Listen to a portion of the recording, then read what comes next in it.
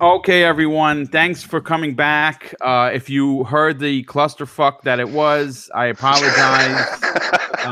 This is the second time this has happened to me, and of course, it only happens when I'm about to go live. But listen, let's forget all that. Let's get right into it. I don't know, Fred. You said you already did the intros. Yeah, we did some like quick intros. I don't know how you usually do it, but I just kind of went down the list and see what was Well, up you, there. you know what? What I'm gonna do is I'm gonna do the intros anyway because you guys are worthy of it. And I have some funny ones here. First, I'm gonna start with the man who not only served his country with honor and distinction, but one who can take out an entire opposing team single-handedly with only 10 bullets and one MP5. That, of course, is Predator. What's up, dude? I can't Thanks believe for you still coming remember on. that story, man. Thanks for having me on again, man. Oh, actually, the first time I think, man, you did your other little show before, the Yes. highlight, whatever. But yeah, man, I'm glad to be here, man. I'm usually up this early anyway, so this is great timing for me. And I know Daz is probably happy that you're doing the early morning show too. Yeah. This is a rare one for me. So- I never do a podcast at 3 p.m. Well, I want to move on to my next guest, who's a personal friend of mine and making his second guest appearance, and someone who can scarf down a bacon, egg, and cheese calzone this early in the morning. That, of course, is Clowns. What's up, dude? Thanks for coming back. I appreciate it. Hey, what's going on, Boom? Thanks for having me. Always a pleasure eating breakfast with you guys. And now that breakfast calzone sounds really, really good. Oh, yeah. And certainly next up, we've become good friends. He's on the other side of the pond. He's the awesome showrunner of the UK Dazerous Dazcast. My friend, UK Daz. What's going on? He's also the moderator of the year. Thanks for coming on, dude. I appreciate it. Hey, thanks for the invite, bro. How's it going, man? Looking forward to the show. Let's do this. Yeah. How does it feel being on the other side of the mic where you're not running the show and having a cluster like I just had? I'm used to it. I've been on plenty of podcasts. I know what it's like, man. Well, listen, we're going to go on to the last, but certainly not least of the panel today. And that, of course, is the man with a million and the second half of the amazing and awesome Xbox 2 podcast, Round Out Thor 19. Hey, dude, thanks so much for coming on. Hey, Boom. And I am the least. You can say it. I am the least not. out of everybody here. Stop it. Guys, listen, we are only less than 10 days away from E3. Everyone is, of course, high with their expectations on each company, no matter what flag you fly. This is basically the Super Bowl for video games. I obviously am so excited. I cannot wait to see which game surprises the most. Which company depresses us. Hopefully that's not going to be Xbox. But I want to start off the show with, I when I made this show, I wanted it to be something of a positive kind of a show. But unfortunately, in gaming, there are some negatives that pop up. And the first topic we're going to go into is, and this question is, of course, for the panel and anyone that's listening.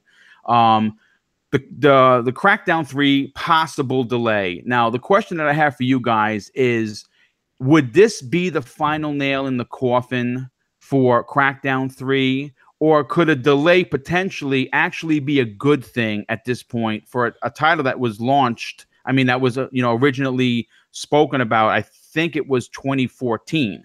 Rand, I'll hit you up first. What do you think about this? Oh, Crackdown. What a long road we've come, huh? Well, like, I made the prediction in my E3 video that it was delayed to 2019, and I think it's because it needs more time. I don't think the game's finished. So it would not shock me if it was delayed. But then again, it wouldn't really shock me if it came out this year. Is it the final nail in the coffin for the game? I don't think so. Obviously, the final nail in the coffin would be if it was canceled, but Microsoft, I think Microsoft's in a position where they can't cancel the game. Right. Scalebound and Fable Legends, they don't want that bad press, and quite frankly, Crackdown is kind of, I'm not going to say an important franchise to Xbox like Halo or Gears, but it is strongly associated with the brand. So I could never see Microsoft canceling it. They will delay it as long as they have to, but they'll never cancel it. As far as it being a good thing if it gets delayed, I think so, because like, look, Microsoft doesn't want a situation where they release another game that completes the trifecta of a 69 Metacritic. Right. So if they feel that another year will give it more time and more money to make it better, to make it to take it to the next level, then that'd be great for the game. I know fans want it now because, quite frankly, the fact that it was announced in 2014 and is still not here yet is insulting. Yeah, for sure. And they've admitted to their mistake. They said they never should have revealed it back in 2014, and they shouldn't have. They should have revealed it in 2016.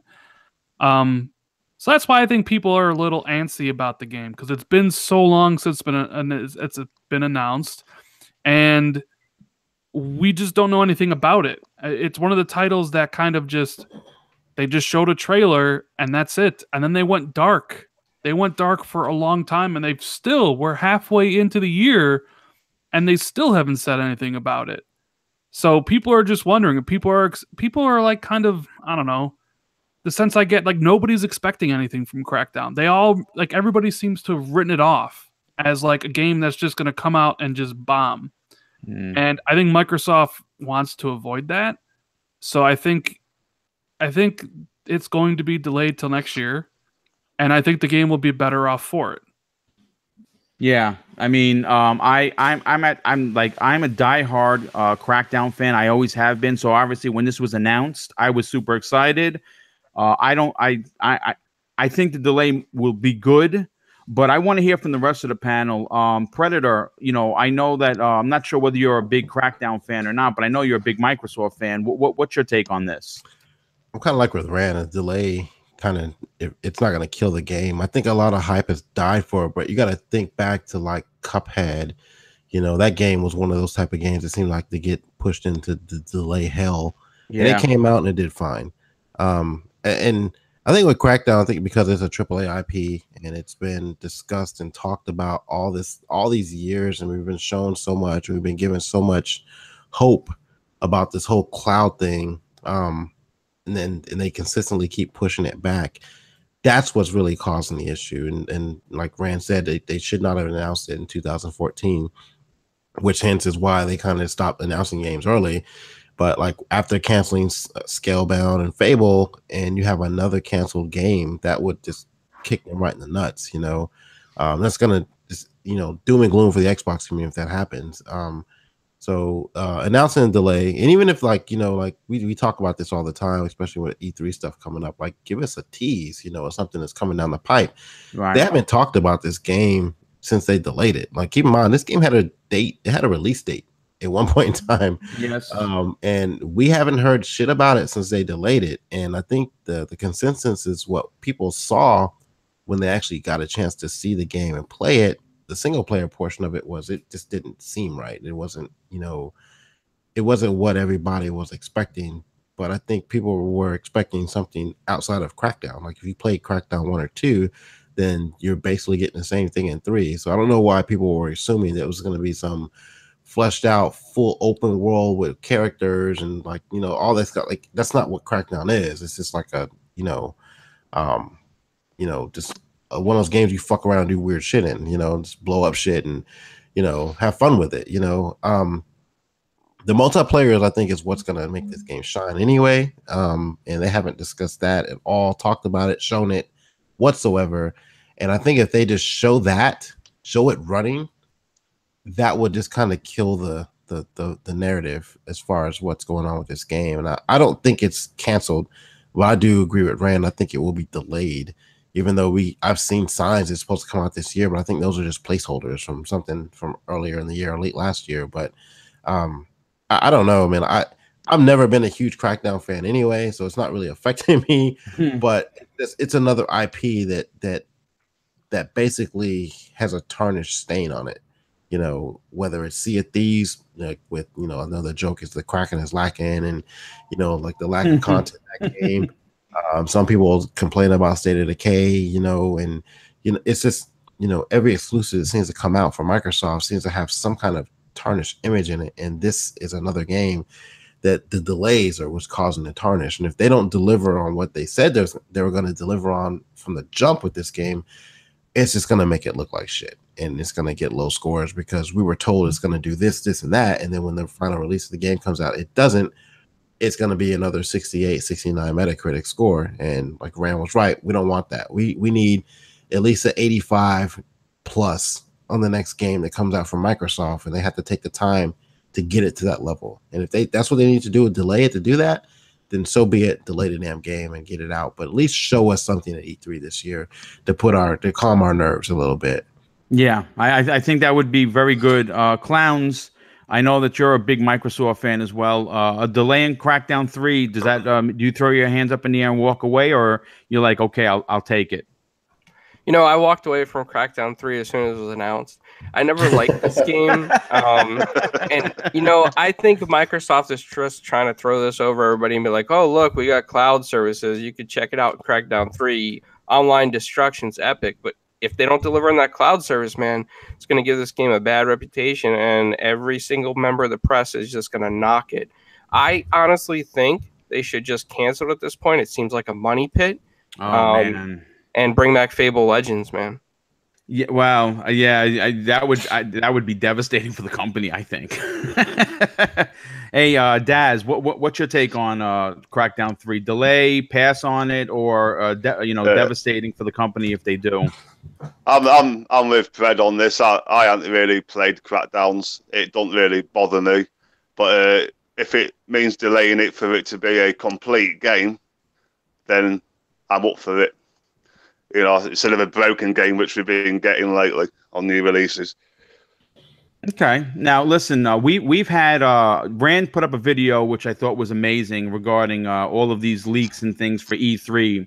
And Predator sent me something today, which was pretty awesome. So we're going to get into some of the leaks because we know that this time of the year, like usually right before E3, some momentum gets lost with some of these companies because I don't know how they leak or who in the company would leak something if you're working for that company, but they do.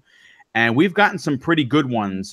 Yesterday, some people talked about Assassin's Creed Odyssey being, outed because of a merchandise, because of a keychain. We also had Superman from Rocksteady.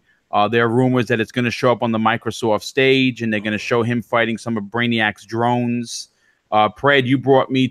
You said you found something with Devil May Cry possibly showing up, as well as what was the second one? I think second part of it was a typo. It's like Crisis 5. It should be Crisis 4. But I've heard rumors about Crisis 4 being in the works too. But I mean, we'll start with you, Pred. These four particular games. Are you excited to hear these leaks, or does that ruin a little bit of E3 for you? I think anytime you get a leak, it's going to ruin E3. But the weird thing is, like, over the past couple of years, like you notice, I don't know if it started with like Call of Duty or something like that, maybe like 3 or 4 years ago, but like they have an announcement about the game prior to E3.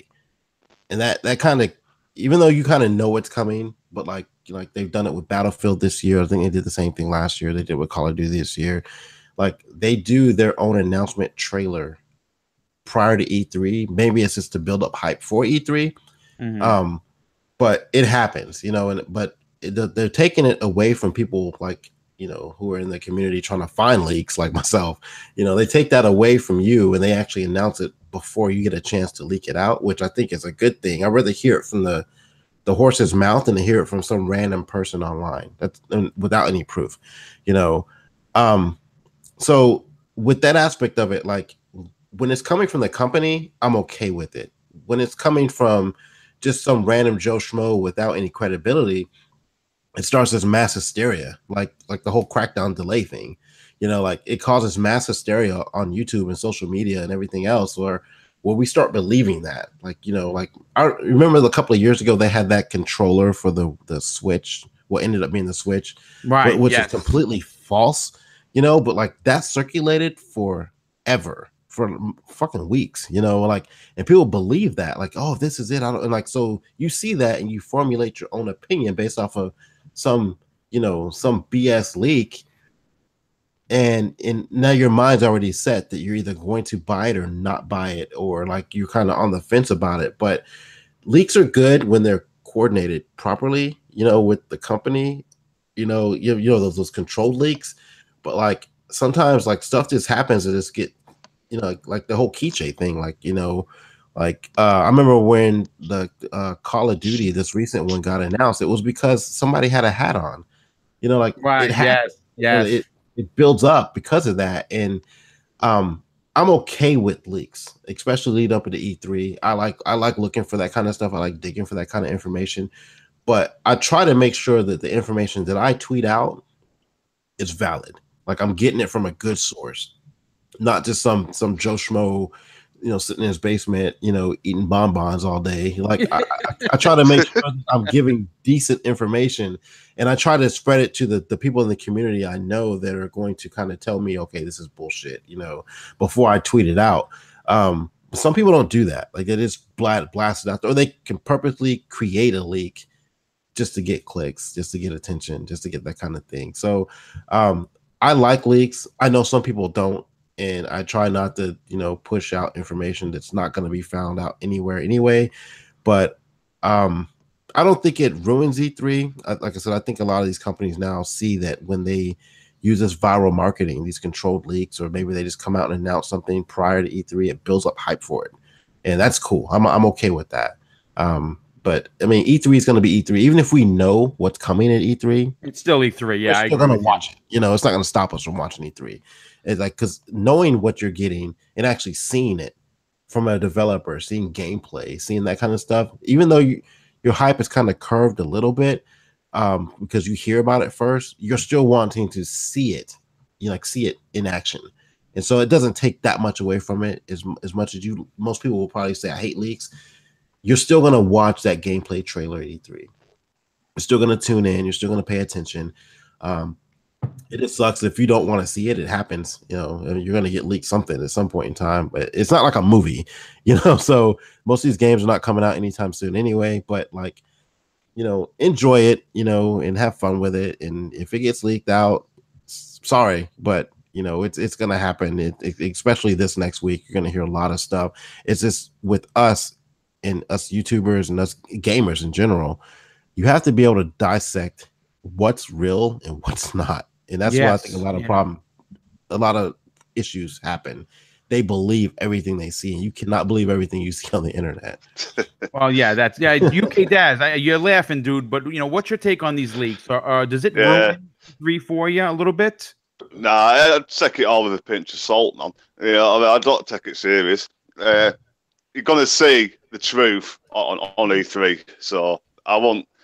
There may be some truth in it. There may not be. You know what I mean? Like I said, take it with a pinch of salt. If you want the truth, watch the E3 show itself.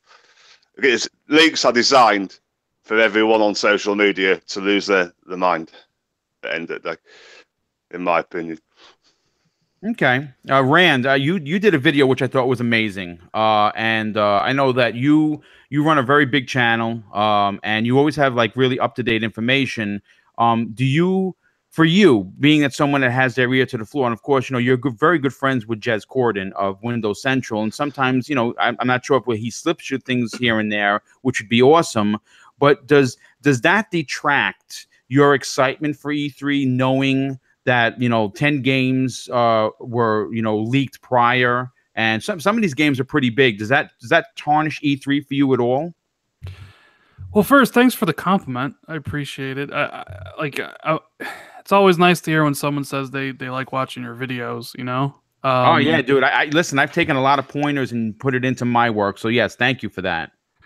Well, now you got me stuttering. You know? No, because the way I always looked at spoilers, for me, and I have a friend, very close friend of mine, who hates anything, like any sort of information. If you tell him the name of something, he doesn't want to know it, right? So that's why, you know, he when we're in parties together, he's like, I don't want to know anything. I don't want to know anything. I'm like, fine. But for me, liken this to like TV show spoilers or movie spoilers and stuff, right? So like, just imagine Harry Potter comes out, right? You remember the whole Snape killed Dumbledore thing? Yes. Okay. Spoiler, right? Yeah, that's a big one. And I was spoiled. About that. But the thing is, for me, it's the journey, not the destination. Gotcha. You know what I'm saying? Like, knowing Snape kills Dumbledore doesn't ruin the enjoyment of me finding out the context behind everything. So even if I know, and I'll take it back to E3, even if I know Cyberpunk 2077 is going to be shown off, or Forza Horizon 4, they're just words. I don't know what the games look like. I don't know what the games play like. And all the different things that go into that. So it doesn't ruin my enjoyment, because the enjoyment is seeing it play out and screen in front of me. Now, a leak trailer or something like that, like if a game was leaked on a potato off screen on a YouTube thing and it didn't look well, then yeah, that would ruin the surprise. That would ruin the enjoyment, because I'm seeing something I should, like, not in the best quality, right? But just knowing, like, if Microsoft came out tomorrow and said, hey, we're showing a new Halo game and a new Gears game and Ori and the Will of the Wisp, I wouldn't care, because I already kind of know we're going to see that stuff. But what I want to see is the gameplay, and that can't be spoiled.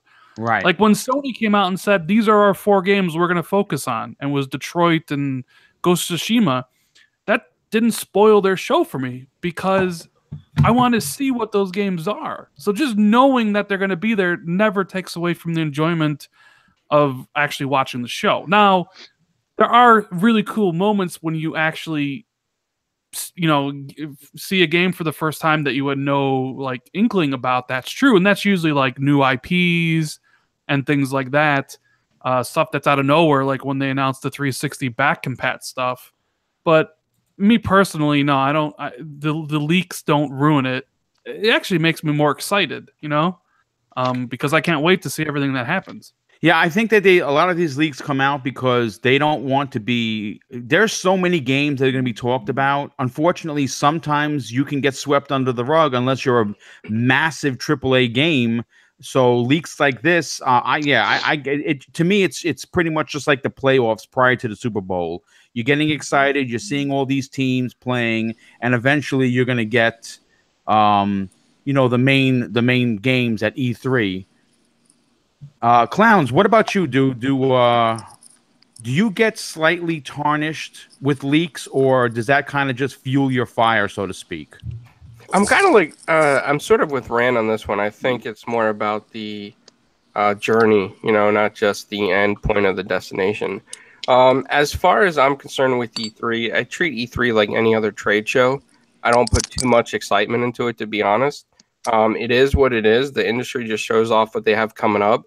And just keep in mind, it used to be closed off just to the press, like during the magazine days, right before the internet. So, I mean, I don't get spoiled either way. Whatever they talk about, whatever they show, it is what it is. And I'm just excited for certain titles. Right. Okay, cool. Listen, I appreciate that. Hey, someone just popped into the, and I want to give him a proper announcement. Monkey Baby, what's up, dude? Hey, what's up, Boom? Sorry about the late introduction in here.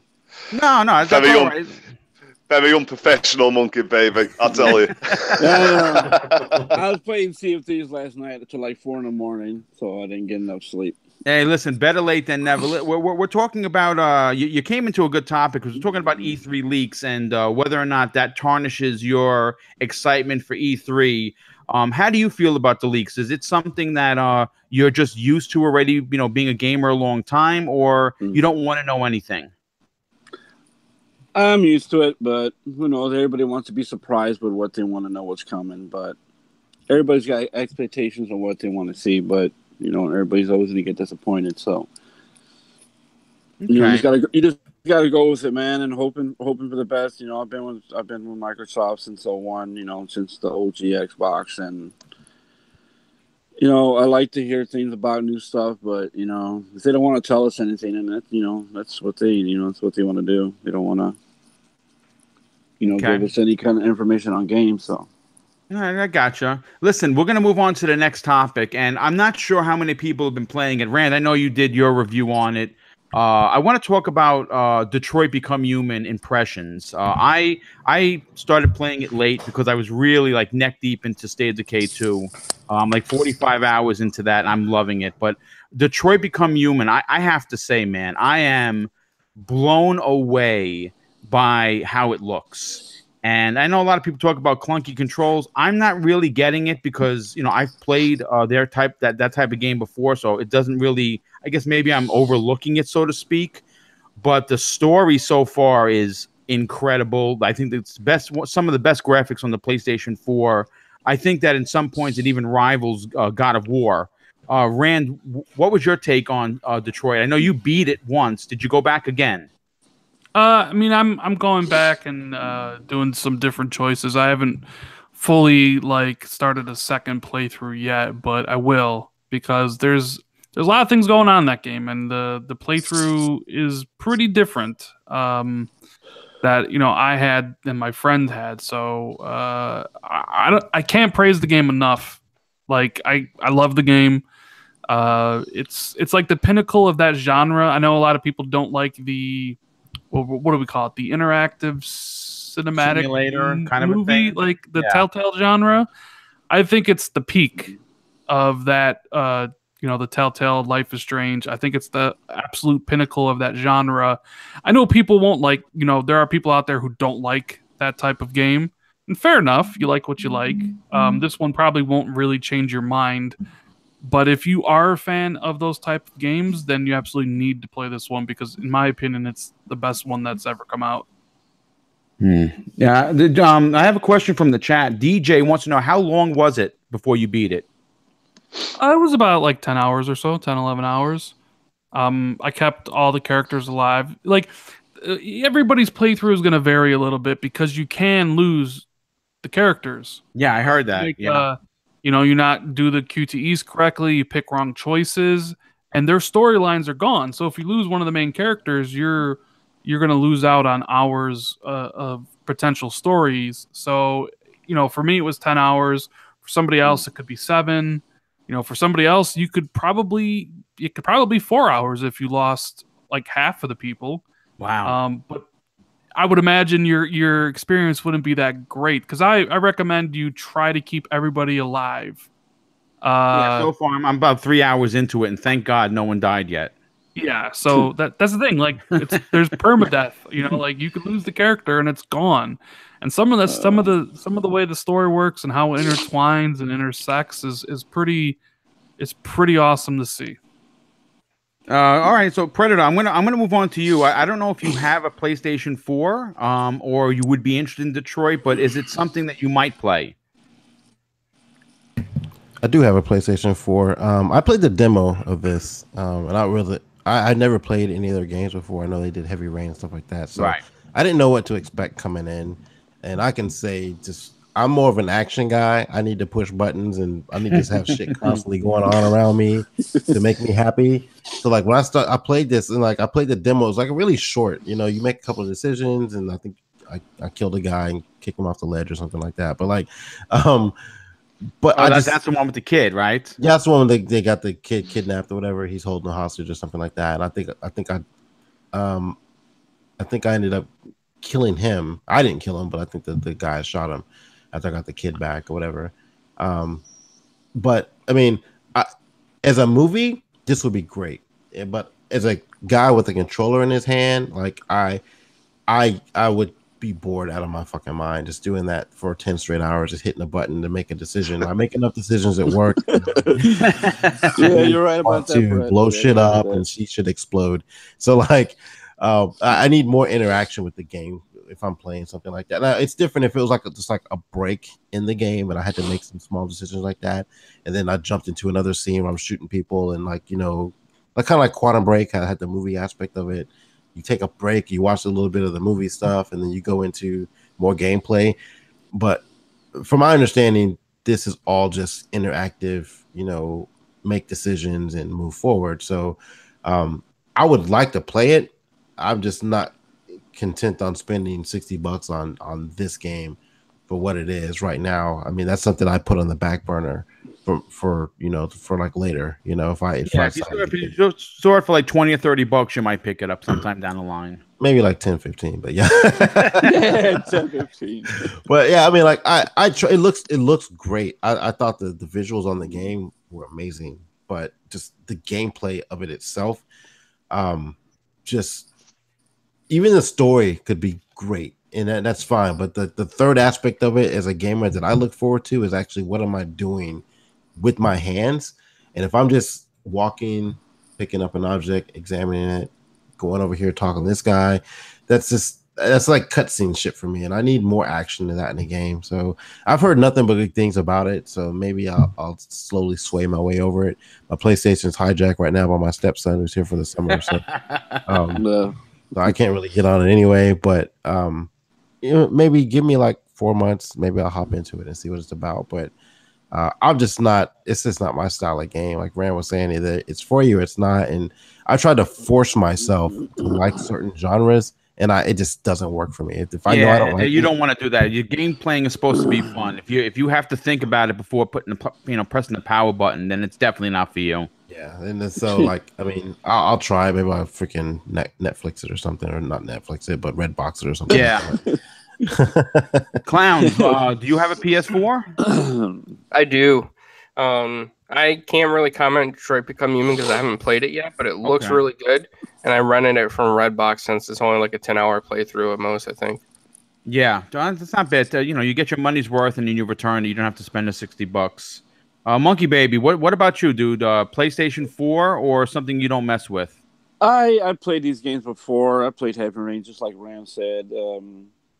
I just want to ask Rand, is it the same kind of button kind of combinations like the Heavy Rain had? Because I played it before. It's very similar for sure. It's the exact same. You got to make the movements with the right stick. Sometimes you got to hold in some of the shoulder buttons. I mean, it's the same developers, so the same exact kind of control scheme, even down to the motion controls it sometimes uses. Oh, okay. Yeah, I'm definitely interested in it, man. And I know Pred has different thoughts on it, but it is a game that does bore you. You're gonna be. I've seen trailers, I've seen gameplay of it. Where she's sitting around mopping the floor and putting stuff away. And yeah. I actually just finished that part. Cleaning the dishes and throwing out the garbage, taking in the laundry. Yeah, that's part of the game. Yeah, I do appreciate games like this. Quantic Dreams. Quantic Dreams have been doing this since they did Indigo Prophecy, but they did it a little bit differently at that time. But I'll definitely pick it up and try it. But right now, I'll just wait on it.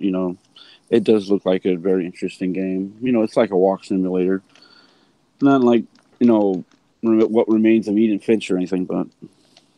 Yeah, well, I mean, listen, I will say this: the game is gorgeous to look at, and that's again, it's if you think about it, that's if Spider-Man turns out to be good, and I'm really expecting it to be good, that's going to be 3 gigantic wins for Sony. UK Dazarus, what is your take, brother? Do you own a PlayStation 4? I'm not even sure. No, I haven't, mate. No, I ain't got a PS4. I can't afford another console, mate. I spend too much money on the Xbox. But yeah, I watched the trailer before. Sure, it looks really good. I'm with Predbot. It's like Telltale Games. I can't stand them, man. You know what I mean? It just balls the absolute shit out of me. It's like press A, press this, walk around the same spot for 2 hours looking for the solution. You know what I mean? I just can't be bothered with that crap. What is the point?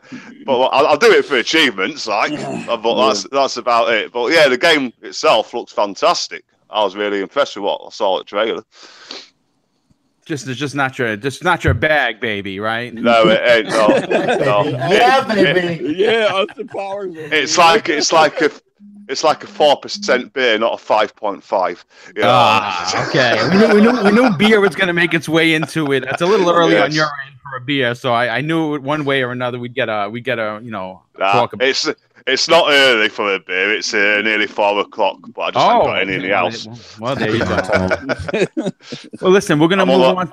Yeah, brother. I'm on I'm on the Lucas side at the moment. Well, we're gonna move on to the next topic, and of course, we're gonna keep it in the same vein of E3 and leaks. And I'm not sure if anyone saw this. I saw it.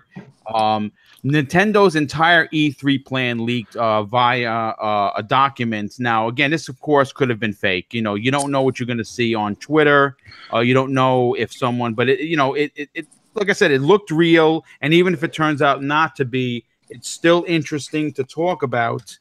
Did any of you guys see this E3 document for Nintendo? I saw it. I don't remember everything that was on it, but it looked really impressive, though. I mean, I have the list in front of me. What I'm going to do is I'm going to read this off, and then I'll go to each one of the panel members and what their take is. I mean, I'm going to say this: if this list is even half true, Nintendo's going to have an amazing E3, because I originally thought that they were going to do what they've done the last couple of E3s. You remember when they first, it was one game, Zelda. Then the next E3, it was Super Mario Odyssey, right? So I thought that this was going to be strictly just Smash Brothers, and that was going to be it because that's their style, and they'll sprinkle in a few things. But this is what's on the list. You had Super Smash Brothers for the Switch, which is going to be big, and they've already talked about 2 characters coming to the roster. One was, and this is a leak from Reddit, so take it with a grain of salt, folks.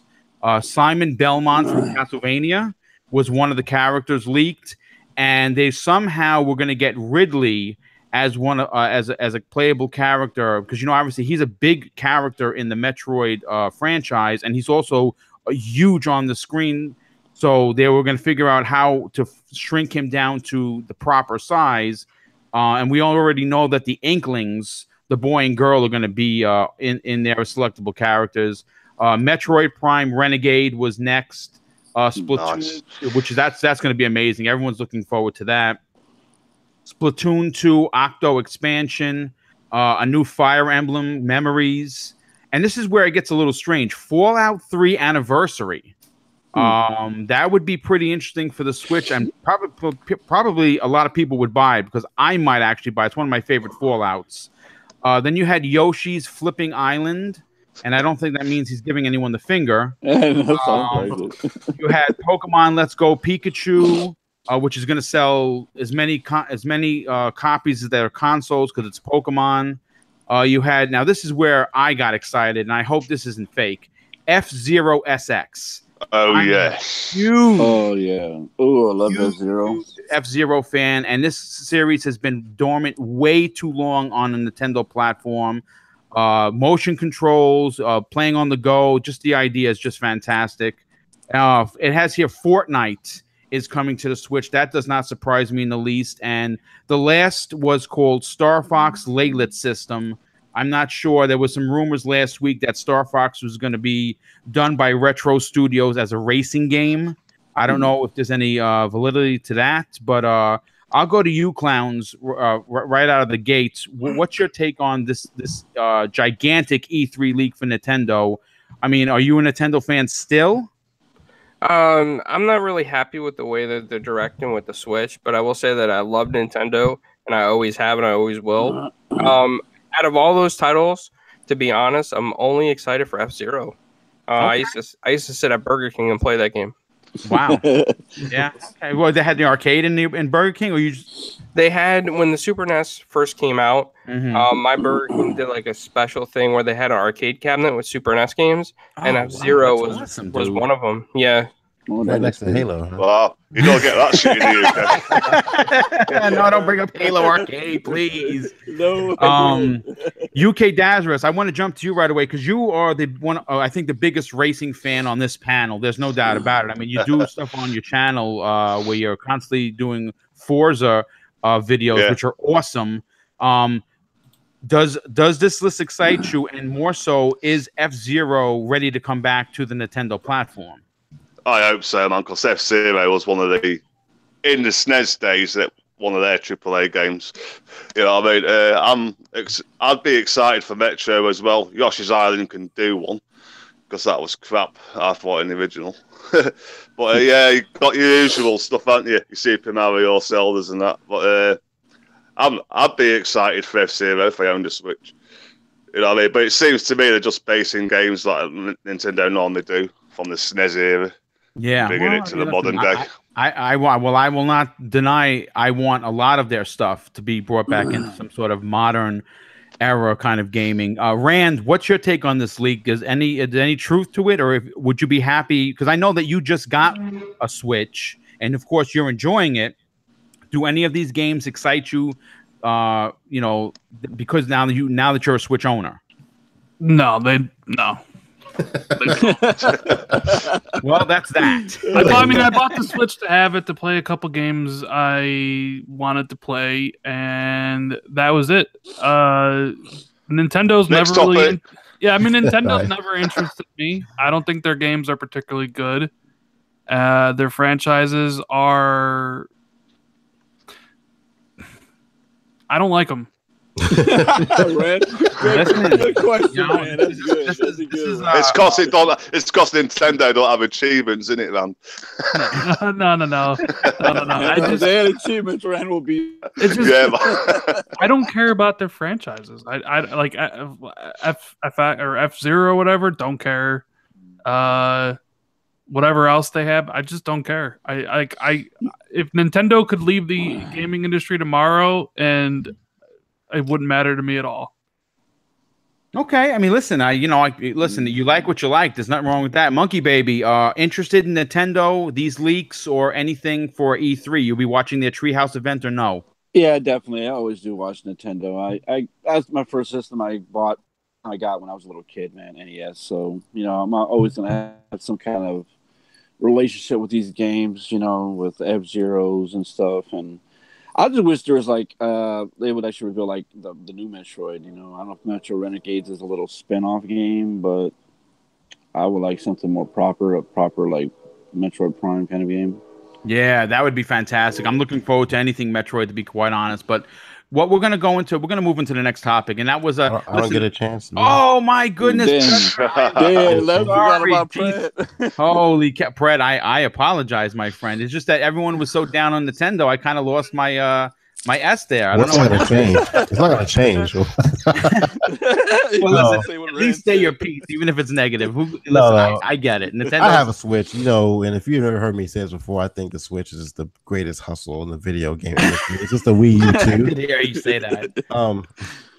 You just put it in portable way. They made it more portable. So, the only thing that I really think is not really exciting, because I'm not excited about any of these titles. However, I think having Fortnite on there with crossplay would be really huge. If it's depending on which one it's with. If it's with crossplay with Xbox, I think that might be a bigger issue, a bigger deal than anything else. I already predicted they come out with another Yoshi. I mean, Nintendo tends to pimp out their franchises. Yes, yeah, they do.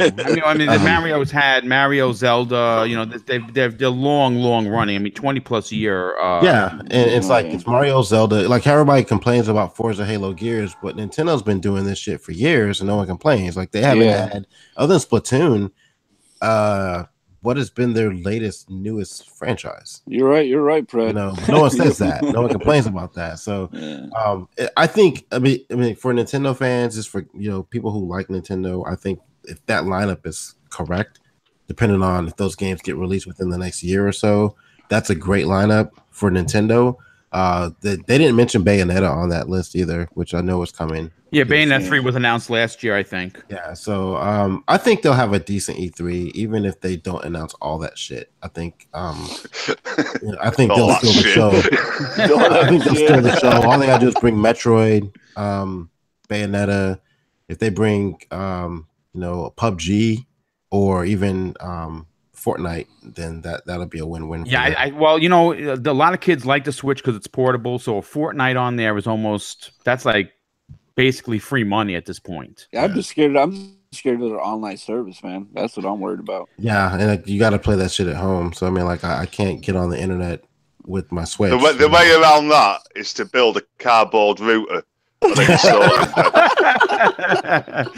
a cardboard router. I know we're doing kind of predictions. I think if they came out and they had a actual operating system that actually worked, Like, why I can actually use Netflix and other apps and stuff like that. Like, that's what I'm missing for the Switch. That's what really pissed me off about it.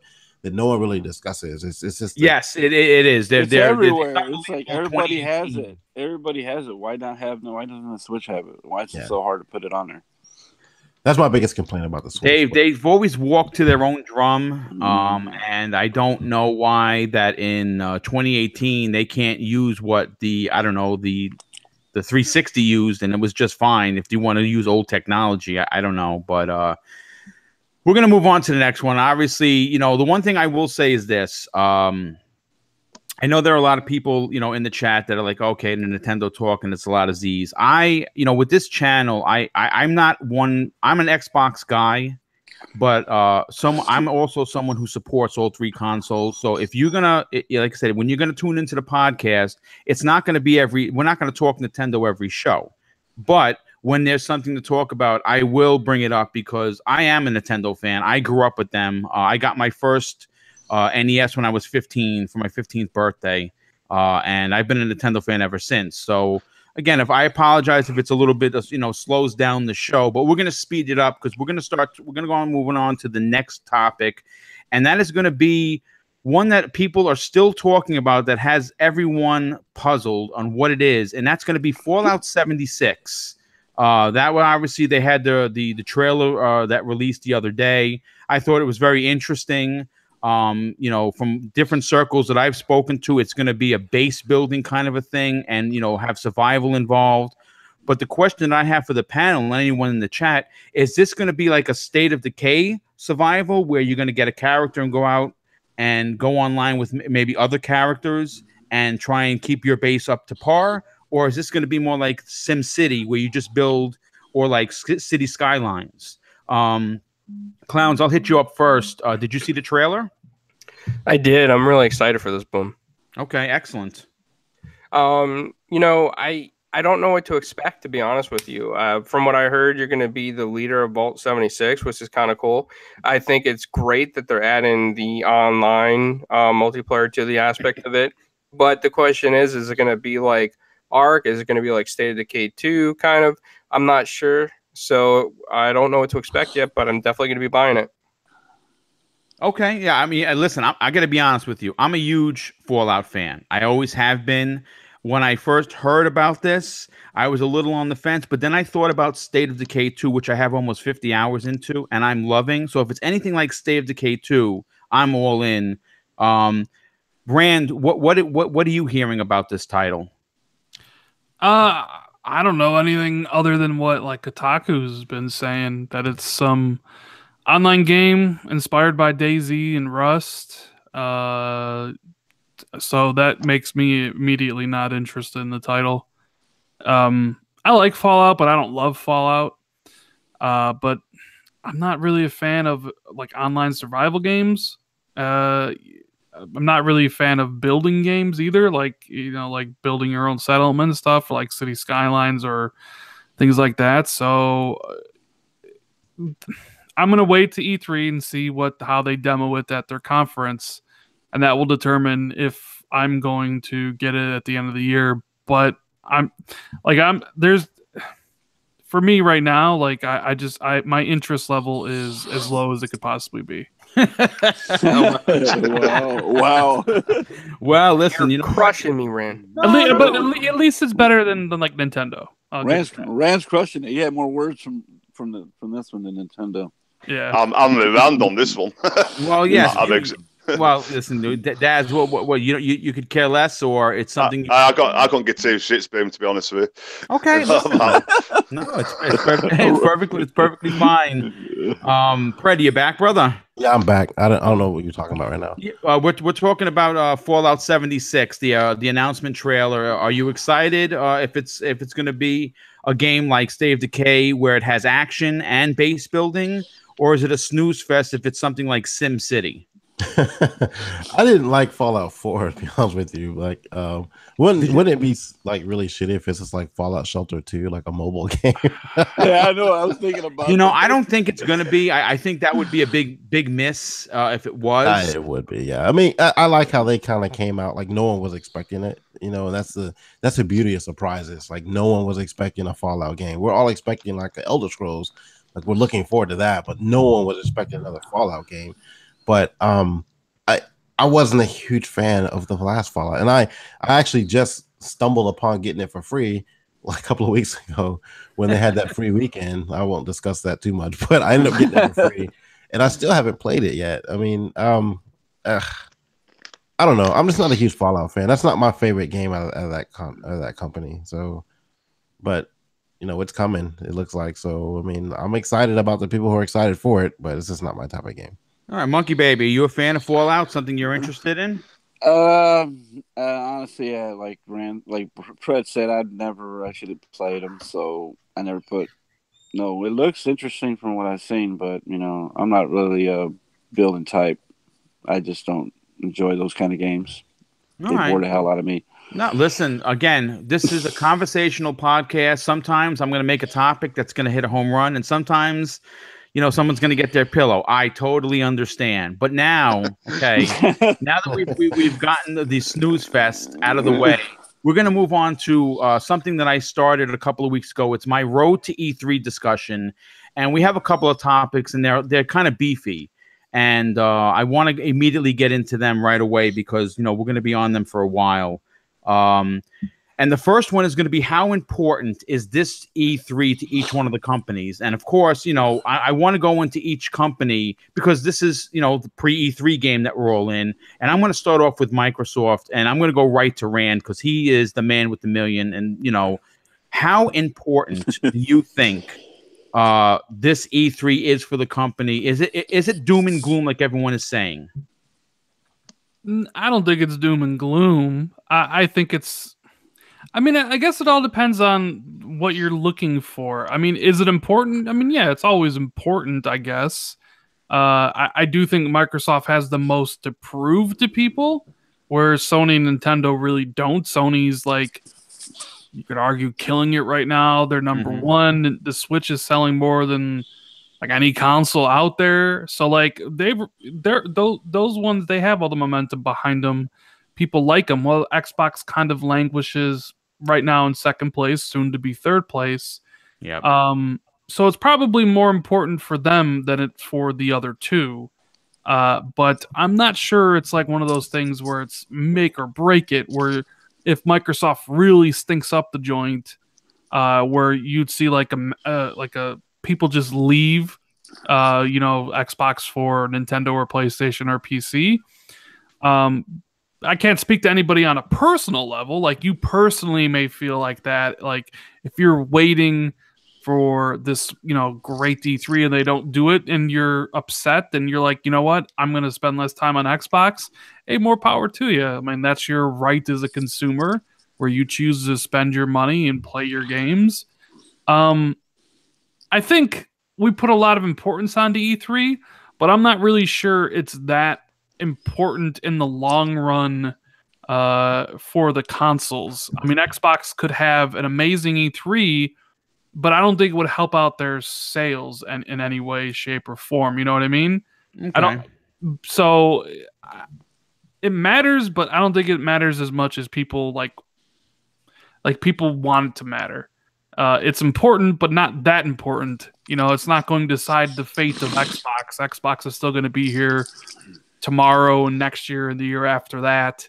I think people like on Twitter and elsewhere, you know, people like to talk in hyperbole and like they, you know, like if it's a bad show, they won't just say it's a bad show. They'll say it's trash and I'm leaving.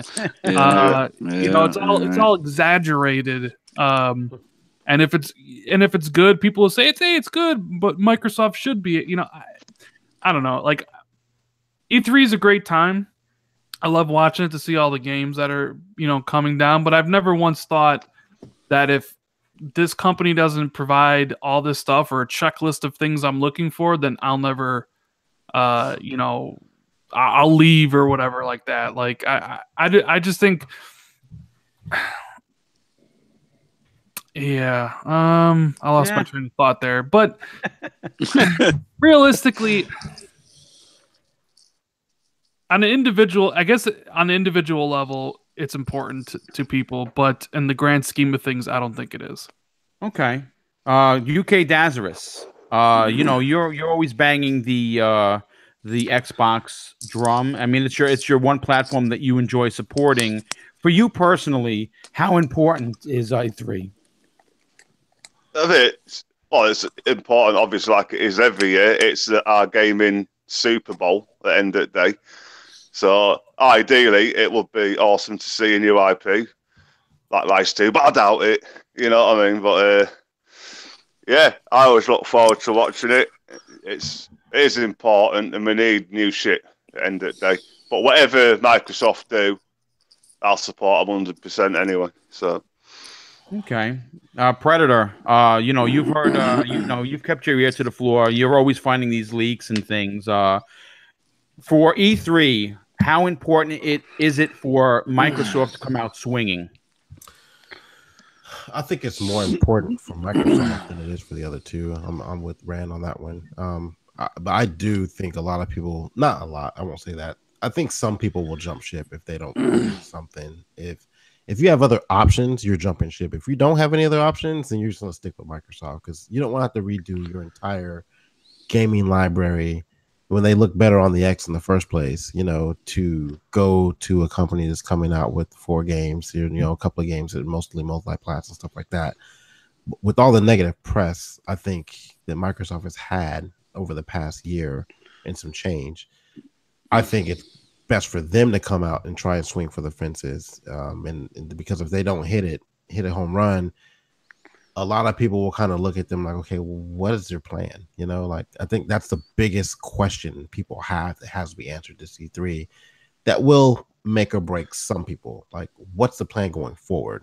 Because the plan that you've had so far the last couple of years has been, you know, either stagnant or wait for the next E3. That's the last 2 or 3 E3s. Wait for the next E3 because there's no reason for them to not announce games this year that are going to come out because they've gotten the system out of the way. They've gotten the fan base where they kind of want it to some degree. The only thing holding this console back is games. And if you're not getting the games, and I say this all the time, I didn't buy this for Netflix. I didn't buy this for specifically 4K streaming. I bought this for games. Right. And if it's a game console at the end of the day. Console, exactly. Like I have options. I have a PC. I have an Xbox. I have a PlayStation 4. I have a Switch. So if I have an option, I have choices. I can do what I want. If I decide not to stick with Xbox because they're bringing me bullshit and or not bringing me anything, you know, significant to this console other than graphics, I'm perfectly fine playing on my PlayStation 4 or playing those same games through Windows 10 on my PC. You know, so I don't have a problem with that. Some people don't have that option. So they may just say, you know what, man, fuck this. Like, I'm sick and tired of like asking for something and you're giving me, you know, on a stupid game out there, like, you know, Dungeon Castle 5, you know, that looks like shit. And it's like, you know, it's got 4K 60, but it's a broken game. Yeah, you're right about that, Brett. I mean, like all the games they've released so far, in whether you like the graphics or anything like that, like if you're going to release very few games, those very few games you release have to run amazing. They should be like fucking pristine. You're only coming out with 2 or 3 exclusives a year. They have to look decent. They have to run decently, but like they're giving us half-ass games in game preview, basically what I call Game Pass. And they're not running to its full capacity. They're not looking. I hate comparing this, but they're not looking like God of War. They're not showcasing the power of the console, and I think that's a foul. So for them, this E3, it's not make or break for me. But if someone says that, I would completely understand their concept of saying that. Well, yeah, I agree. I mean, I think that if you are a one console owner, let's just say, right, and you've been holding off, you know, I really like what they're doing at the PlayStation 4, but I'm going to wait till E3. Everyone's saying wait till E3. You know, Aaron Greenberg said we're not holding back. Phil Spencer said this is going to be our biggest E3 in the company's history. And they show up to this E3 and they basically kind of crap the bed. I think that those fans that were holding on to their Xboxes and that was their only console of choice at the time may walk away. I'm waiting for Scream Ride 2. I'm not looking forward to it. Yeah. We know there's Scream Ride or something, or another Lucky Tales or something. Well, Lucky Tales 2 is coming, that's for sure, but I don't think it's going to be announced at this E3. That's something you kind of just do. I mean, I liked Lucky's Tale. I'm not going to. I never played it. It was a cute, fun game. I enjoyed it. But you don't show up to E3 2018 when your competitors are dropping bombs left and right, and you show up and you expect that you're going to get a round of applause for Lucky Tales 2. I'm just saying. Clowns, I'm going to go to you, my friend. E3 important to Microsoft, or should we just wait till E3 2019? I think E3 is very important to Microsoft at this point. Everybody's down on Xbox except for hardcore fans, and they got a lot to prove to a lot of people out there. So it's going to be a game changer for them. If it's bad, I think people are going to jump ship. If it's good, we're going to see more people come over, but they need to really show us stuff. I mean, don't just say stuff. Don't just delay stuff. Show us what you got in the works and make it look good. Yeah, I think that at this point they have everything to lose if they're coy and keeping things too close to the vest. They need to show us something. Monkey Baby, what is your take on it? How important is E3 to Microsoft this year? I think it's very important, man, because last year they gave us 42 games, 21 exclusives, but everybody's got to be in the mindset like saying that we're not going to get what we want. We're just going to get what they think people want. We're hardcore fans. We're not going to get what we expect. We want new IPs. We want something that we never heard of, something we just want you to come to the show and just like surprise the hell out of us with something we never heard. You guys have been holding back. I've been telling nobody about anything, besides just rumors. And, they say it's the biggest E3 ever. I want them to show us what that means to their customers out there that are actually buying the system. Yeah. Because I had the system. Somebody is asking in the chat. Sorry to cut you off. There's like somebody opening a wrapper. They keep hearing. Sorry about that. Eating on a podcast is a no-no, Boom. Yeah, well, that is not me, brother. That was definitely not me. I think it's Monkey Baby. He's just lying. No, it might He's be doing that meth in his foil. Yeah, I'm with Monkey Baby. They've been a bit quiet this year, so I am expecting a big boom. No pun intended, but they have been very quiet. So yeah. I think there's something behind the scenes, something in the pipeline. They're going to explode on the show. So because I want Crackdown 3 to come. Where is it at? They keep delaying it. And well, the rumor is it's going to be delayed, but I don't know if that's an announcement you make at E3. I think that's a press release at this point because it would just be a black eye for them. No. I want to move on to Sony next because we know what they're showing, right? And I really think that they're going to give us at least one or two more surprises afterwards. I don't think they're just going to show 4 games and be out. Even if they're extended gameplay, productions, I still think they're going to be like, okay, before we go, guys, we got one more big thing, and it's going to be boom, and they close the show like that. Predator, you have a PlayStation 4. Unfortunately, it's been hijacked. But are you? How important is this E3 for Sony? I mean, they're on top. They have 80 plus million consoles sold. They're the darling of this generation without a doubt. But can they afford to just basically flop, or is what they're doing? Oh, the fans are just gonna be like, okay, this is great. They won E3. I think they can just sit back and chill. To be honest with you, like PlayStation for me is like my third console. I go Xbox, PC, PlayStation, and Switch. But okay. For me, what they show, what they've done the last couple of years, they show you a game and it's not released for another 2 years. So, I think it's going to be heavy multi-plats, to be honest with you. And so, with the exception of Spider-Man, they just got to show footage of that, Ghost of Tsushima, and that's going to, get everyone hyped. I think they they come in with game plan A and B and maybe even C, since Microsoft goes first, and they play off of that. So right now they probably have a plan. It's going to be really tame, but if Microsoft, hits a home run with theirs, they'll come out and maybe tease something that we're not expecting, like a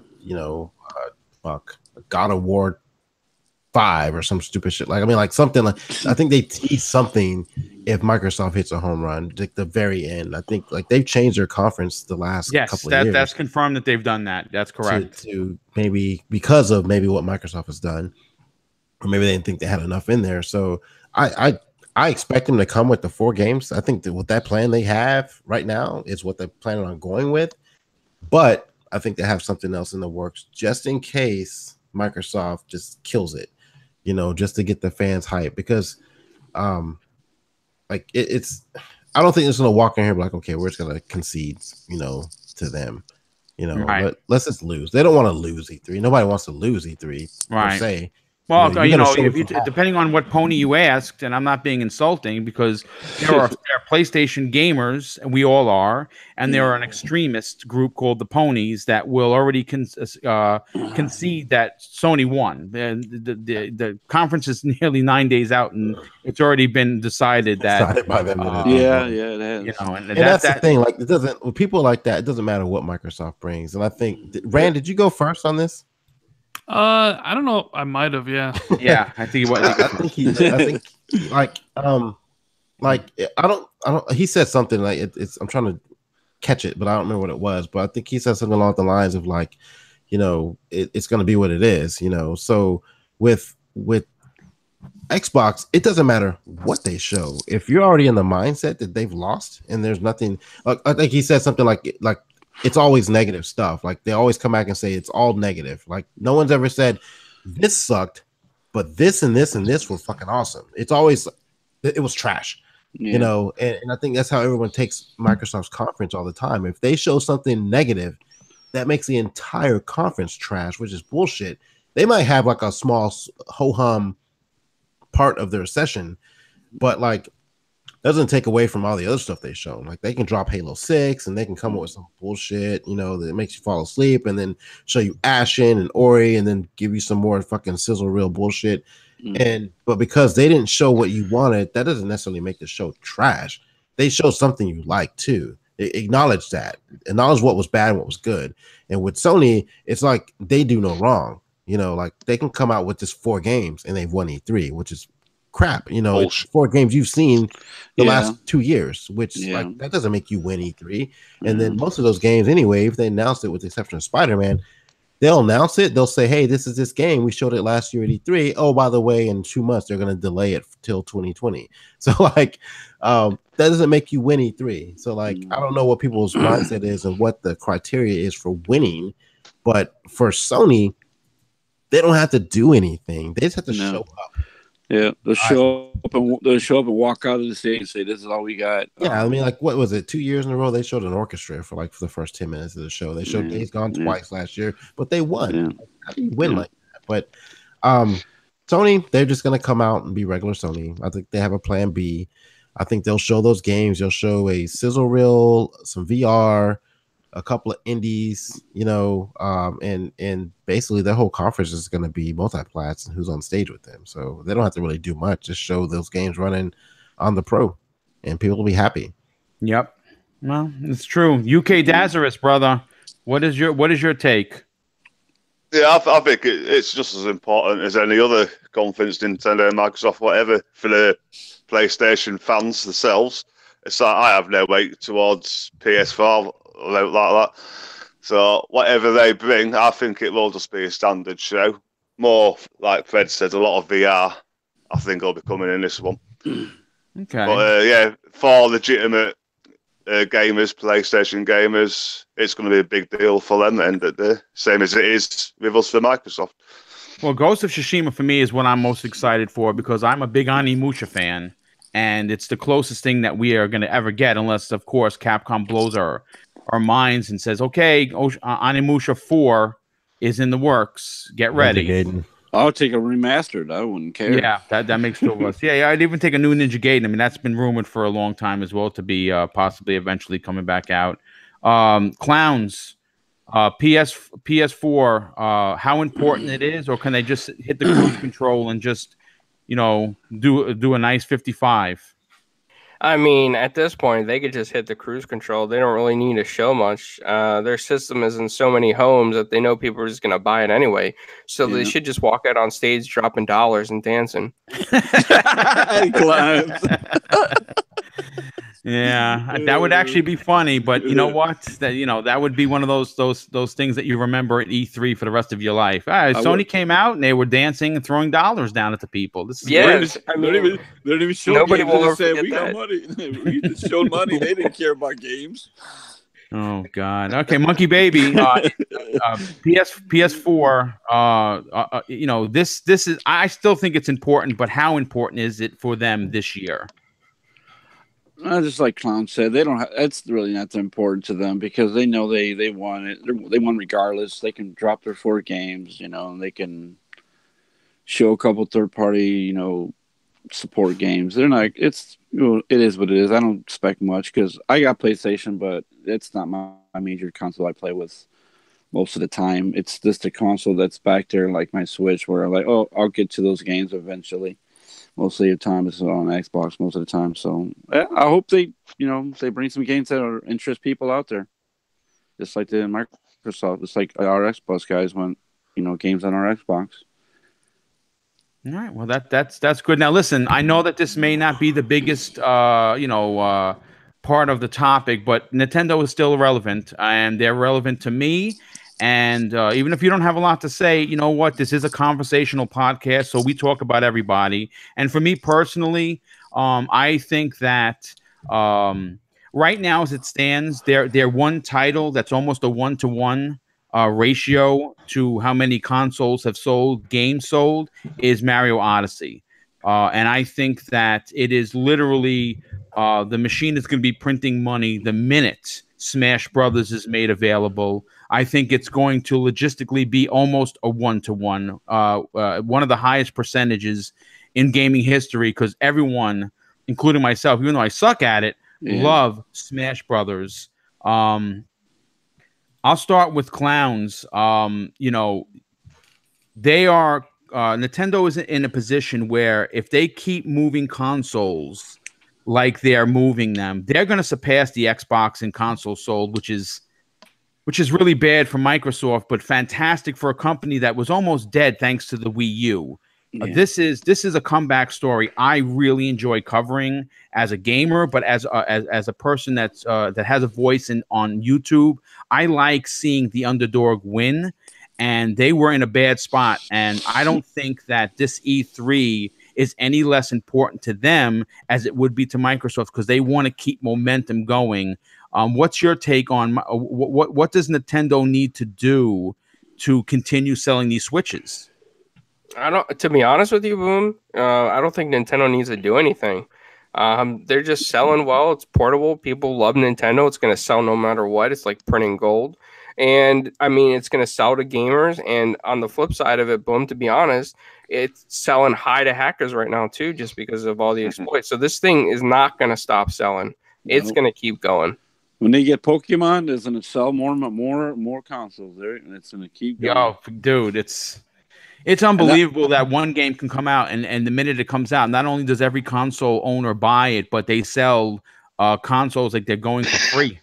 And I don't even play Pokemon, so it's good. I'm happy to the people that love Pokemon on Nintendo. Yeah, Predator. Again, you have a Switch, you said, right? Yeah, I do. All right. I mean, again, it may not be your most used piece of technology, but I still think every E3 is important to each one of the companies. But they're on such a momentum. You throw out there, we're getting Fortnite on this system, and you throw in the possibility, of all these other games. I think it's basically going to sell itself. But is it important to Nintendo to go out there and still show their fans some stuff? Not really. I mean, what have they done the last couple of years? This is like, here's one game, and and Thanks, people go you know. crazy. So Here's a Labo. You can build a cardboard box. yeah, true. Don't get me started. They show you a logo and everybody goes crazy. You know, oh, they won. Yeah, they it's won. like it doesn't matter what Yes, they that do. is And the correct. thing is, like, and like I bought it. I bought my Switch because I wanted to play Mario and Zelda, you know, and that's it. And now games I buy now, I feel like I have to buy something to validate the fact that I bought the console in the fucking first place, right? So like, I'm like, oh man, should I? And like, I will never buy a multi-plat on this. I will go ahead and say that now. No, with the exception no, of I can't. Fortnite, and I don't even play Mhm. Fortnite. I'd buy it just because my stepson plays it, and he'd love to play it on the go. But like outside of that, like Nintendo doesn't have to do shit, man. They can just show up there with a fucking stick figure and spin. But is it made of cardboard? That's what I want to Yeah, know. just fucking bend fucking toothpicks Good one, around Fred. and make a fucking character, and they'll fucking like people. Like, Gold, yeah, dude, gold. We won. oh man, like, yeah, they don't have to do shit, man. They haven't really done shit the last couple of years. So what makes them think they have to go all out on this one? Unless they're just really trying to move up into second place and start making a push for on the PlayStation. I mean, you know, I think like if they came out with a totally like my daughter, she still plays her DS. You know, she loves it. Like she plays her DS more, she plays her Switch. And I bought 2 Switches, by the way. I bought one for myself and one for her. And she plays Zelda and Mario on her Switch, and that's it. You know, if they wanted to come out and hit a home run, open up their store, all those fucking franchises and games they have in the past, like put that shit. I forgot what it's called. What they the virtual console. Console. Even though they said they're not doing anything like that, like put those games in the store and let people rebuy them. They'll make money. Everyone. That's a huge mistake. That's a huge mistake right there. Dude, do you know how many times I have purchased Super Mario World over the course of the last 10 years? I mean, I'm the biggest idiot going, or Nintendo just really has their hooks into me. Hustle, man. They hustle you out of They hustled you. They hustled Wii U too. Hey, Rand, I never bought a Wii U, so I wouldn't know that to have all those virtual consoles. Yeah, they said they weren't going to do it, but what do you call it? Rand, you bought a Switch. You don't play it really that often, but in your opinion, because like I said, you keep your ear to the floor, does Nintendo basically need to strut out and just sit on a beach chair, or do they have to come out and say, okay, guys, this is what we have. We want you to keep coming back? I mean, they already kind of made 2 of the biggest announcements already: Smash Brothers and Pokemon. I mean, that's kind of all they need. So, no, I don't think Nintendo needs to. Nintendo's always done things. They've always marched to the beat of their own drummer. Correct. They don't follow, everybody else. I mean, Smash Brothers would have been an E3 announcement, and they just, dropped it during a random direct. Yes. So no, I don't think they have to. It's just that people know like those games are coming, and for Nintendo fans, that's all that matters. Everything else is just gravy. Now maybe they come out and they show something about Metroid Prime 4 for next year, and that gets people even more excited. But no, like I said when we talked about the Xbox thing, Nintendo and Sony are in the driver's seat. They don't have to do anything. They're good at where their position is right now. Sony obviously doesn't want to, tip their hand on their games for the PS5 because this gen's drawn to a close. But honestly, I don't think they feel like any pressure from Microsoft. So both those companies don't need to prove anything to anybody. The numbers speak for themselves. The game speaks for themselves. The only one who has something to prove is Microsoft at this point. Of course, yeah. Mm-hmm. Hey, Monkey Baby, I know that what your take is on Nintendo, especially when it comes to cardboard. Yeah, you won't catch me buying that shit. Like as a fan who has been around for a while playing games, it does Nintendo need to come out, and even though we know Pokemon and Smash are coming to the system, do they still need to show? Come out with a something underneath the box and say, okay, we got one more big one for you guys. Here it is. Boom. Yeah, it would be nice, but just like everybody said, they don't need to really bring nothing. They can bring Smash Brothers, Pokemon, they'll be satisfied with that. If they threw another game in, it's just like gravy on the cake. Like, oh, okay, cool, we got that game coming too, you know. But you know, Nintendo's not my primary system I play. I rarely play it at all now, but only game I'm worried about is Metroid. I really don't care about the other ones. Yeah, I'm hoping for some sort of gameplay that would be really like a showstopper for me. I'm a huge Metroid fan, and I love Metroid. I love Prime. I think it would be great for the fans as well as the system to say, okay, we know what's coming, but here's a you know, this is what it looks like, and at least we get to see some gameplay. I'm going to move on to another question, and this is where it starts to get really fun, and this is my favorite part of today's show. And this is, of course, out to the chat. If you want to throw an answer out there, you know, that's great. As a diehard gamer, and we all are that, right? People that are on this panel, diehard gamers. People that are in the chat that are going to listen to us, even on the replay, are diehard gamers. They want to hear what's going on, and they've been gaming a while. What announcement, regardless of what system, could someone say that would literally make you jump out of your chair? Like, what game could be announced that would literally make you jump up and scream like you were watching your favorite team just win the Super Bowl? And I'm going to go to Rand first on this because I loved his prediction show. I think that he had a lot of good things to say. Rand, what would get you off of your couch in excitement? Well, there was always one game that would do that for me, but it's already been announced. That was Final Fantasy VII Remake. So that was a big moment for me back in 2015. The two that come to mind for me personally is one being a return of Splinter Cell with Sam Fisher. Oh, nice. That's a good one. Incredibly happy. And the other one that always comes to mind is Alan Wake 2. Oh, that's another one. That's God, you hit it on the button, Rand. That's one game I've been wanting. Man, I love Alan Wake. Yeah, so like for me, those two games would be. I think we're getting one of them. You know, if the Walmart leaks to go by anything, so I think we'll get a Splinter Cell. Right. And I think it's a crime. It's a damn shame that my Alan Wake. Yes. Probably never going to see the light of day again. Oh, God, I love Alan. Why don't they just bring it back? Yeah. So that would be Alan Wake and Splinter Cell for me. Okay, that's cool. Monkey Baby, you were very talkative during the Rand's thing. I want to hear what you have to say because I know that we know that one already. What's another one that would get you jumping off the couch in excitement? Oh, Dear God, 2. You know, I would like to see actually is a new Labos. No, a new Labo with Master Chief. You're building Master Chief. That's what I would want. No.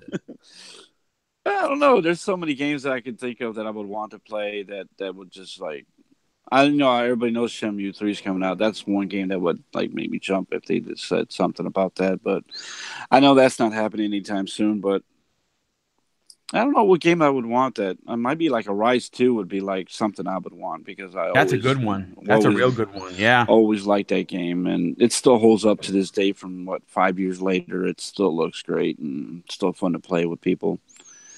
Nice. Game, that's the game I would definitely jump out of my seat and be like, thank you, Xbox, for actually doing something. Yeah, okay. Well, UK Dazarus, what's something in your wheelhouse that you haven't spoken about that would literally make you, while you're watching this conference, jump out of your seat? Oh, I'd like to see well, we know it's coming, Mortal Kombat 11 for me. Okay. Yeah, because I know Boone's going to be there, so you never know what he's going to announce. As you know, I like my retro stuff as well. I would like to see a remake of Ghouls and Ghosts. Oh, that would be amazing, dude. Yeah, that's something to get excited about, especially with maybe done in like that 2D/3D kind of production value. They've already got the actual stage on Marvel vs. Capcom 3. Right. You know what I mean? So it's a possibility. And I'm with you, Boom. I'd love to see the Resident Evil 2 remake. Well. That's been rumored to be there. That's going to be one of the ones that make me jump. Predator, what gets you out of your seat in excitement? Like, you know, like this is Christmas for us. So what could one company say? Okay, take a look at this trailer comes up and you're like, holy shit, I can't believe this just happened. You're out of the chair. I don't know. I'm looking at the chat and I'm seeing like a lot of good topics. Yes, yeah, the chat's been fantastic. I mean, I'll just go down through the list because I've thought about some of these before, like Sunset 2, Rise 2.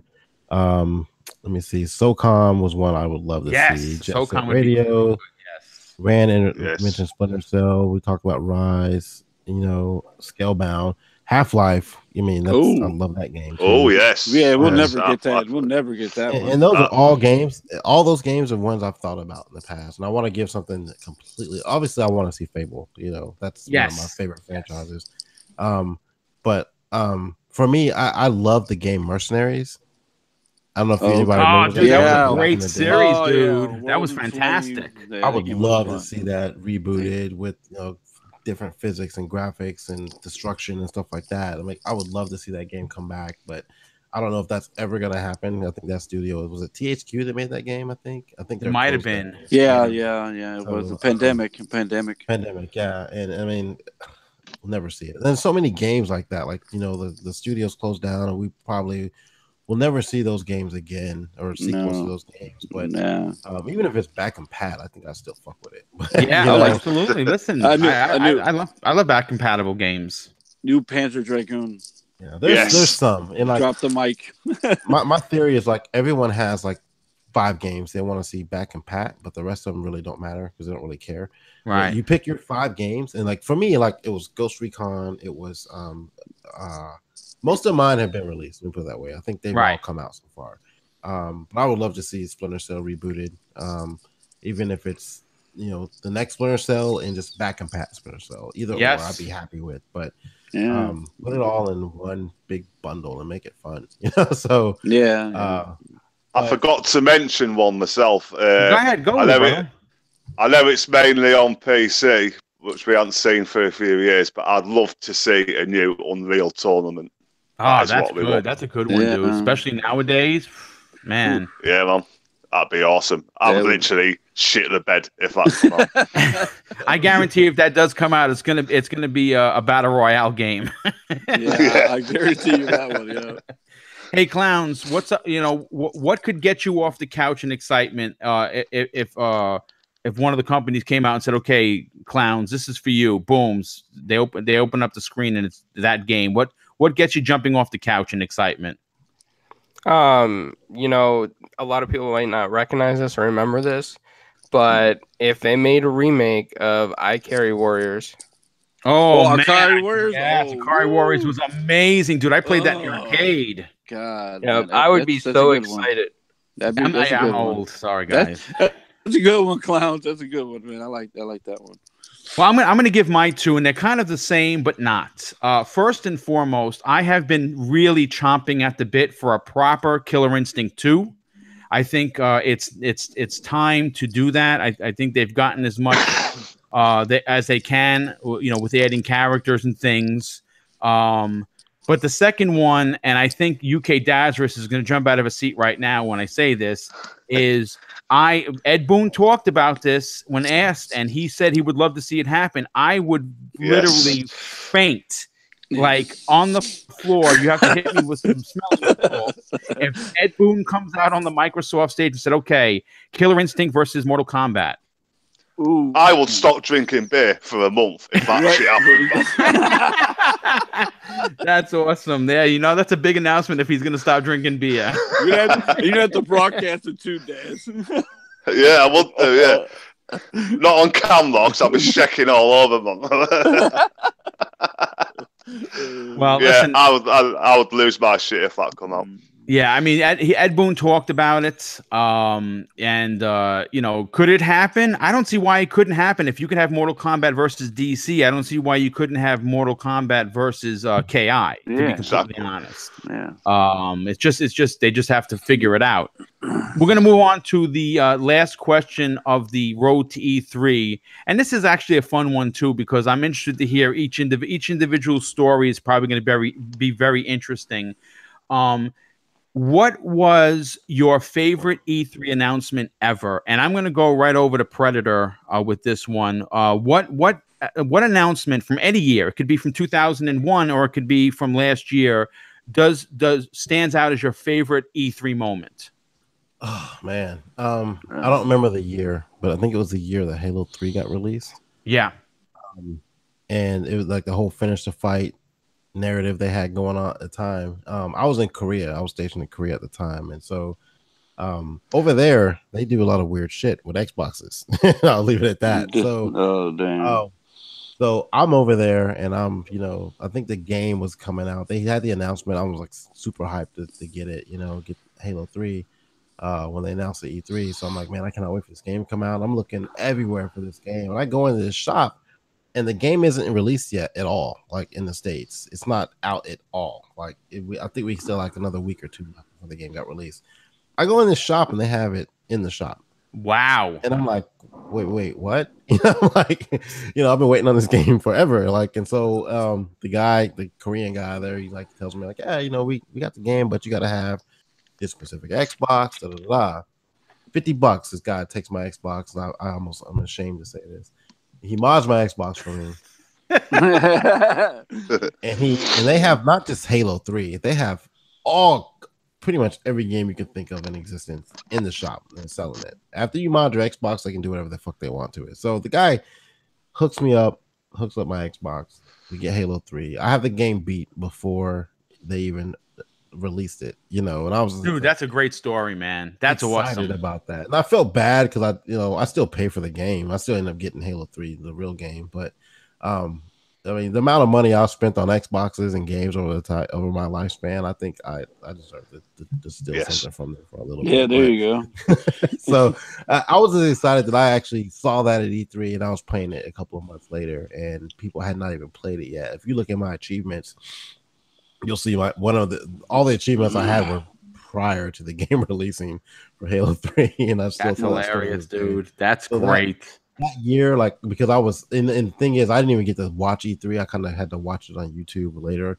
But when I saw that game, the announcement of the game, I think it came a year or so before when they had I think Master Chief had like I'm thinking Halo 4 right now, but I remember the announcement of the game, and I was like, I've got to play this. I cannot wait till this game comes out, because back then I was probably a bigger Halo fan than Xbox is right now. And so when I saw the announcement trailer, I saw that in the store. Nothing mattered at that point in time. I was like, I got to figure out what I need to do to get that game now, because I see it here to play. What do I got to do? And like, money was no object at the time. I was like, oh, we'll do whatever I need to do to get this game and play it. And so I saw it early out in the store in Korea, and I picked it up and did what I had to do to get the game and play it. And I was excited and happy. I didn't spoil it. I didn't put any leaks out there or anything like that, but that was like one of my biggest moments in E3, like seeing that at E3 and having the game. That's awesome, dude. That's a great story. Yeah, it is a good story, man. Monkey Baby, we'll go right to you. What is one of your favorite E3 announcements of all time? Mine's probably pretty old, like back in like when I was in high school. That's how old it was, because I actually went to my first E3 back in like 96, I think it was. Wow. Okay. Hey, at least you've been there, dude. That's amazing. They actually had a show in Chicago at the I forgot the name of that venue. But to actually be there and actually get to play Mortal Kombat before everybody else, before Mortal Kombat ever came out, I got to play it before everybody else and check out all the new games. And, that's around like, they had like the Sega for the Super Nintendo when they still had the sweat in the game, like they didn't have blood, and the Sega Genesis version had the blood, and they had that sound of the that song, that Mortal Kombat song, playing like looping the whole time at the event, the Mortal Kombat song. Just that's my best experience I had. Like I had in E3, because it's like my E3 for me, because to be there and to see all these games being developed and not even being out to the public yet was amazing. To have that experience, to get all that kind of swag and stuff, not compared to now what they do now, but it was still a great experience for me. That's awesome, dude. Nice. UK Dazarus, what's your favorite E3 experience to date, or favorite one particular moment that stands out to you? My favourite moment, it'll become no shocker to anyone who knows me, was the Forza Horizon 3 trailer. Okay, that was a good one, dude. I literally had goosebumps when the Wicked game tune come out on it as well, and all the cars started showing up. I must have watched that trailer all day after it was released. Oh, wow. Hey, listen, man, you like what you like, man. That's awesome. Yeah. Yeah. Like I said, I literally got goosebumps when that come out. It looked mad. Okay, awesome. Rand, I'm going to go to you now, brother. We know which E3 you hated the most, which of course was 2013, because you did a video about that, which was awesome. What is your favorite E3 moment that still stands out to you today? I'm going to take a guess here, but I'm going to hold it in until you finish your statement. Well, I mean, let's see. Let's get the ground rules right here, Boom. Is it something that I watched on stage? It could be any E3 moment, brother. It could be. I mean, there's the one where, okay, like you were at E3. The one where I was at E3. That's the one. It's obviously the one, but I'll give you the one that I thought of like watching it, right? And it's the first one that came into my head when you said, one that kind of got you excited and pumped. And I remember. I forget what year it was. It was during the 360 era, and Don Matrick was out, and he was closing the show. But then suddenly someone came up behind him and tapped him on the shoulder. And it was the president of Square Enix, and they announced Final Fantasy 13 coming to the 360. And if you recall, the internet melted down that day. I certainly do. Because that game was originally supposed to be a PlayStation game. Right. And I was a huge Final Fantasy fan at the time. And I couldn't believe it. I couldn't believe that they had gotten Final Fantasy on Xbox. And I remember sitting there watching that stuff. I'm like, no way. No way. But yeah, so that would be my number one for something I was actually watching. Dude, that's a great story, and I forgot all about that until you mentioned it, because that was a big deal where he's just about to close out the show and you drop a megaton bomb like that. That's awesome. I forgot all about that. That's fantastic. Clowns, what stands out to you personally as you're like, oh my god, I can't believe that just happened, E3 announcement ever? I don't know if I have any one of those moments, Boom. I think the closest that I can get to feeling that would be the Xbox One X reveal. Just the energy in the crowd excited me. How to see so many people so happy for something. So I would have to say that's the closest one. Okay, no, that's nothing wrong with that. Mine actually is. It's not the most. It's not going to be hailed the best of the panel, but I remember being at work, and I was actually on lunch, and I was watching it. We had a small little 32-inch TV in the locker room, and when the Killer Instinct music came on, I literally jumped up, knocked my chair over, my water bottle went over the side. People came running in thought I was getting murdered. And it was I'm talking about it now and I'm getting goosebumps because, like I said, Killer Instinct for me is one of my favorite fighting games. I used to play it like it was going out of style. We had a little arcade by where I used to live in the Bronx. And I would go there and I would spend hours playing Killer Instinct. Of course, Saber Wolf being my favorite character. I would be there for 6 hours at a clip. And then when it finally released on the Super Nintendo, oh my God, forget about it. I didn't leave the house. It was ridiculous. So when that announcement, when they did that announcement, it was unbelievable. Okay, guys. So what I'm going to do is I'm going to close the show because we're coming up on 2 hours. I know everyone has things to do. It is Friday. But I first want to thank my panel for coming out today. We did have a little bit of a technical hiccup thanks to Google Hangouts once again, but you guys were absolutely amazing. I certainly appreciate everyone coming out and taking the time to be on this show. This is something I've always dreamed of doing, and by you guys being here, you have helped me forward that dream. It's greatly appreciated. and we're gonna start. We're gonna go from top to bottom in the list that I have in front of me. Clowns, you run, or you're one of the showrunners for Four Guys with Quarters. I caught it last night. It was fantastic. Your panel is always great. The content you guys put out is always forward thinking. I really enjoyed the show. Tell everyone where they could find you and Four Guys with Quarters. You can find Four Guys with Quarters on iTunes, on Google Play now. We're supposed to be on Spotify very soon. We keep getting emails from them saying, "Oh, we're still delayed, but we're supposed to be there." But every Thursday around 7 to 7:30 p.m. on YouTube, you can find us Four Guys with Quarters. And thanks for the comment, Boom. We definitely appreciate that. No problem, dude. Monkey Baby, you're new to the scene, but you always have important and interesting things to say, especially when you're on the Dazcast. Yeah. Where can our people, check you out if they're interested? You can check me out on the Dazcast every Wednesday. You can find me on Xbox at Monkey Punch 77. You can find me on PlayStation the same name. And it was a great time having you. I appreciate you having me here, Boom. I've been a long time, follower of you for a while, and I appreciate that. Thank you. I appreciate to be on here first time and actually get to talk to you. Oh, so. Awesome. Well, you did great, dude. You did great. Predator.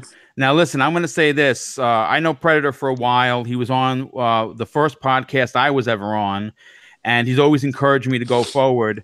And I want to say this live on the air, so you can now maybe Xbox could rewind and play this. Your gameplay is usually the best. How you lose is freaking beyond me on the next podcast.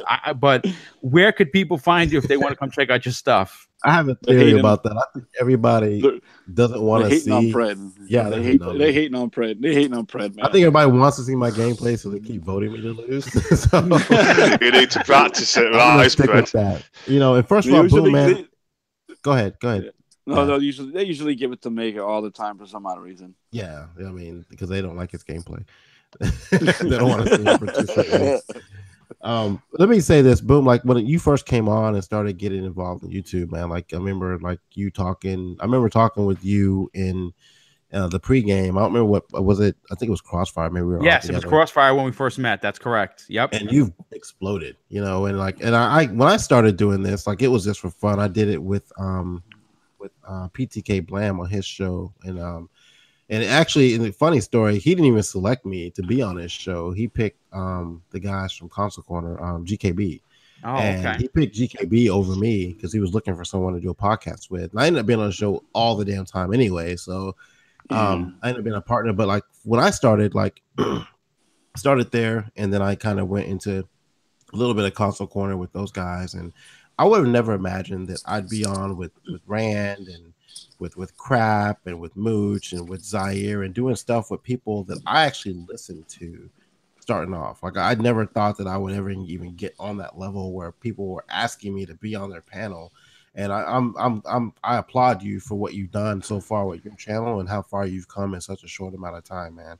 I really appreciate it. Yeah, listen, dude, sometimes I still pinch myself. This is, for me, everyone on this panel, before being on the podcast with you, I was a fan of your stuff. I watched and listened to your videos while I was working, while I was doing housework in the house, while I'm in the car on a long drive. And that goes for everyone that has already been on this show. So for you guys to take the time to be on my show, it is pinch your skin worthy for me. I mean, this is I still honestly can't believe I'm putting shows together with topics, and it is amazing, and that's an awesome compliment, man. Thank you. I know Rand probably doesn't remember this. The first podcast me and him did together, I was deployed. I think it was on PTK Blam's channel. I was deployed. Yeah, I was deployed at the time. I was like, I am not gonna miss hanging out with Rand. You know what I'm saying? The first time ever, I got my ass up at 2:00 in the morning and I did that podcast with you guys. And I was like, man, that's awesome. I'm on with Randall Thor, man with a million. I love his stuff. I love his content. So I was a fan of Rand. I still am, obviously, but but I was just giddy. I was I set my alarm. I'm getting the fuck up for this shit. I'm not missing this shit. That's like it shows awesome. you, like, and it's weird. Like, you know, like again, I never thought that I would be doing this. Like the third time I think me and Rand have been on a podcast together.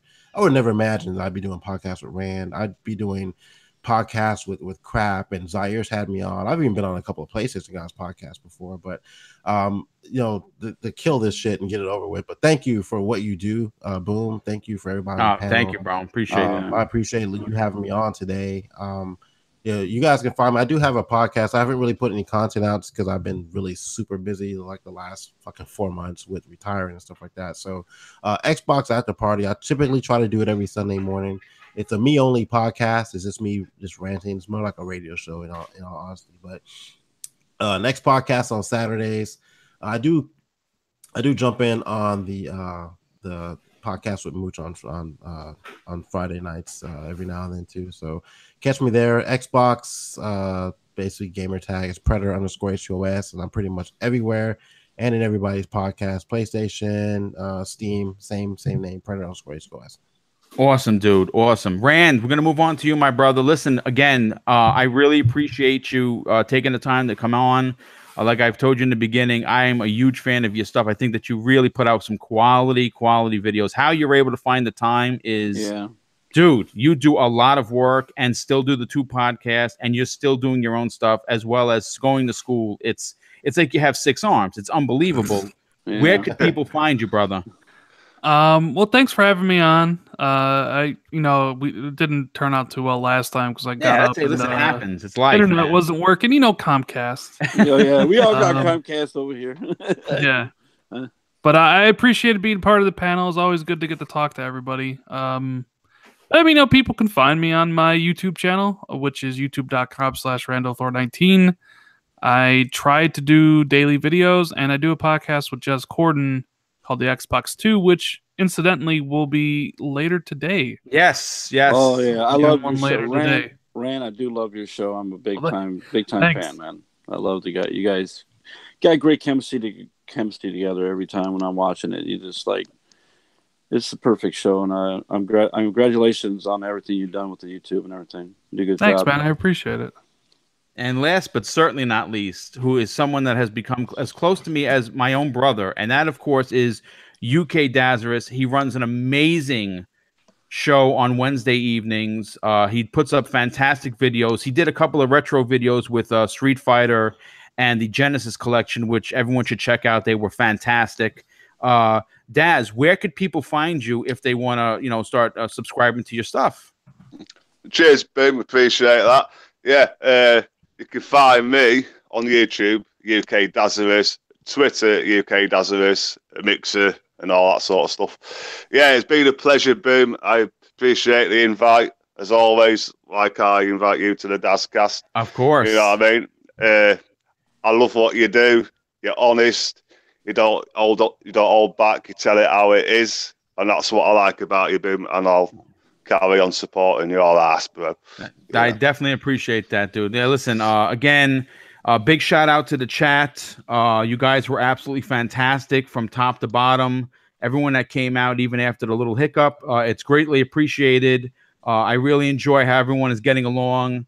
And that is going to be the end of today's show. Once again, thank you to the chat. Thank you to my amazing panel. And we will see you next Friday morning. Take care, everyone. Have an awesome weekend. Later, peeps. Later, peeps.